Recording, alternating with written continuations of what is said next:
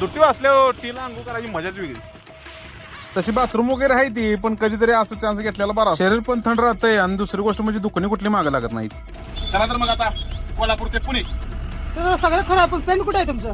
अरे कट. असा रस्त्याला टाइमपास केल्याशिवाय रनिंग पण कव्हर होत नाही. जसा कोल्हापुरात आत शिरलेलो तसाच बाहेर पडलो, गेलो परत पंपात डिझेल टाकायला, गांगाळा लावला भरायला आणि मामा दिसलं ती बघा. प्रत्येकाच्या घरात बघा अशी एखादी व्यक्ती असती की किती जरी कमीवलं तरी त्यांचा हात गप बसत नसतोय. कारण का याने एकतर गरिबीतनं दिवस काढलेला असते ती, आणि दुसरी गोष्ट म्हणजे शरीराचा व्यायाम आणि कंटिन्यू काम असलं की शरीराला कुठले व्याधी पण लागत नाही. नाही काय असते तीच खाऊन खुदल आणि जाऊ दे. व्यवसायात स्ट्रगल मात्र भरपूर आहे, पण एकदा ब्रँड झाला की शेवटच असतो. आज बघा गारगोट्या आगाराची इंडियन वालो गाठ पडली ट्रॅफिक मध्ये आणि एक गाडी दिसली बघा शहरातल्या म्हशीसनी चारा घेऊन निघाली. आम्ही काय गुडघ्याला बाशिंग बांधून बसलोय आज, पण काही गोष्टी योगाशिवाय घडत नाहीत आणि होयाच तसं होणारच. त्यामुळे कसं आहे, लय लोड घ्यायचा नाही.